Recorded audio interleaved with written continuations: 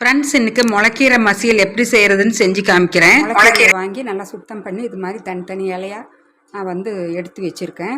ஒரு 10 நிமிஷம் நான் உப்பு மஞ்சத்தூள் போட்டு ஒரு 5 நிமிஷம் ஊற வச்சு மறுபடியும் ஒரு 2-3 ட்ரிப் கழுவிட்டேன். அப்படி தாங்க செய்யணும். நீங்கள் கீரையெல்லாம் வாங்கினா கண்டிப்பாக உப்பு மஞ்சத்தூளில் ஒரு 5 நிமிஷமாவது ஊற வச்சு மறுபடியும் 2-3 தடவை அலசிடுங்க. அப்போ தான் இதுக்கு பின்னாடி சின்ன சின்ன கீரைக்கு பின்னாடி சின்ன சின்ன முட்டைங்கள்லாம் இருக்கும். அதெல்லாம் எங்களுக்கு ரொம்ப உடம்புக்கு கெட்ட விளைவுகளை உண்டு பண்ணும். இப்போ பாருங்கள், நான் மண் சட்டி வச்சுருக்கேன். அதில் ஒரே ஒரு டீஸ்பூன் ஆயில் ஊற்றிக்கிட்டேன். அரை டீஸ்பூன் சீரகம் நல்லா ஓரளவுக்கு கலர் சேஞ்ச் ஆகிடுச்சு, பொரிஞ்சு வந்துடுச்சு பாருங்கள்.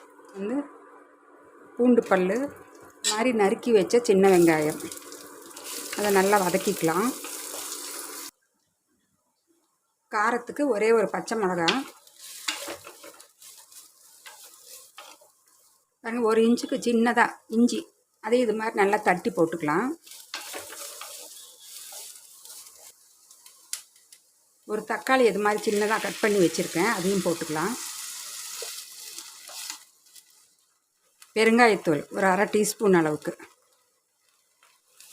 பெருங்காயத்தூள் எல்லா ஃபுட்லேயுமே கொஞ்சம் கொஞ்சம் நான் ஆட் பண்ணிக்குவேன். அது ஜீரணத்துக்கு ரொம்ப நல்லது.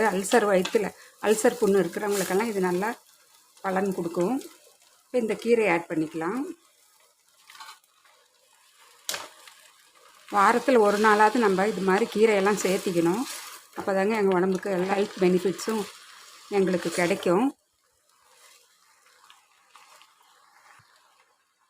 ஒரு 1/4 டீஸ்பூன் ப்ரௌன்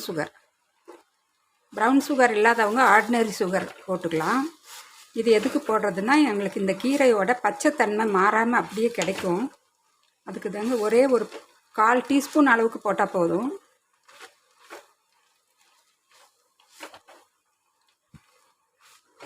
இதை ஒரு நிமிஷம் மூடி வைக்கலாம்.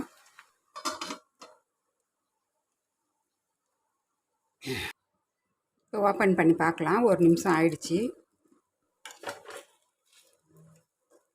பாருங்கள். இப்போ கீரை எல்லாமே சுண்டிடுச்சு. இப்போ இந்த ஸ்டேஜில் தான் எங்களுக்கு உப்பு எவ்வளோ போடணுங்கிறதெல்லாம் உங்களுக்கு தெரிய வரும். இதுக்கு நான் தண்ணி ஊற்றிக்கிறேன், கீரை நல்லா வேகிறதுக்கு. பாருங்கள், இந்த கிளாஸில் ஒரு 3/4 கிளாஸ் தண்ணி ஊற்றிருக்கேன். இந்த கீரைக்கு தேவையான அளவு உப்பு ஆட் பண்ணிக்கலாம்.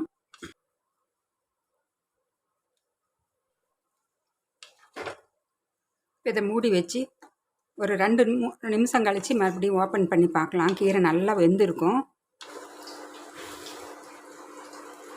இது மாதிரி ஒரு தண்டு எடுத்து நல்லா நசுக்கினீங்கன்னா நல்லா மசியுது பாருங்கள். இதுதாங்க கீரை நல்லா வெந்துடுச்சு. இப்போ நான் ஸ்டவ் ஆஃப் பண்ணிடுறேன்.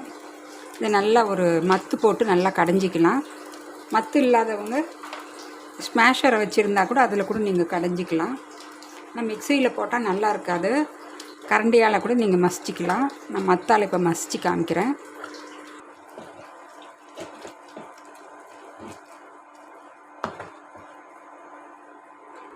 ஃப்ரெண்ட்ஸ் பாருங்கள், நல்லா மசிச்சாச்சு கீரையை. இப்போ இது எப்படி தாளிக்கிறதுன்னு உங்களுக்கு காமிக்கிறேன்.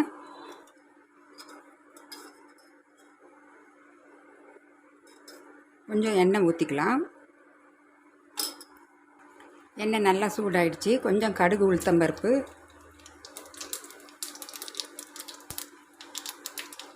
ஒரு அரை டீஸ்பூன் அளவுக்கு சீரகம். இதாங்க இதில் கீரைக்கு ஹைலைட்டு. தாளிப்பு வடகம், வெங்காய வடகம்னு சொல்லலாம், தாளிப்பு வடகம்னு சொல்லலாம். இது நம்ம சேலம் சைடு ரொம்ப ஃபேமஸ்ஸு. இதை போட்டுக்கலாம். ஸ்டவ் ஆஃப் பண்ணிடுறேன். இதில் கொஞ்சமாக பெப்பர் பவுடர், அவ்வளோதாங்க, ஒரு அரை டீஸ்பூன் அளவுக்கு போட்டிருக்கேன். நீங்கள் இது மாதிரி பெப்பர் பவுடர் தாளிக்கிறப்ப போட்டு கீரை செஞ்சு பாருங்கள், ரொம்ப டேஸ்ட்டாக இருக்கும். அவ்வளோதாங்க, கீரை கடையல் ரெடி ஆகிடுச்சு. இது மாதிரி நீங்கள் ஒரு தடவை செஞ்சு சாப்பிட்டு பாருங்கள், ரொம்ப டேஸ்ட்டாக இருக்கும். ஃபைனலாக கொஞ்சம் பெப்பர் பவுடர் போடுறது அவ்வளோ டேஸ்ட் கொடுக்கும்.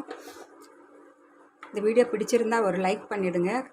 உங்கள் ஃபீட்பேக்கை கமெண்ட்ஸ் பண்ணுங்கள். நான் மறுபடியும் உங்களை அடுத்த ஒரு இன்ட்ரெஸ்டிங்கான வீடியோவில் சந்திக்கிறேன். பாய் பாய்.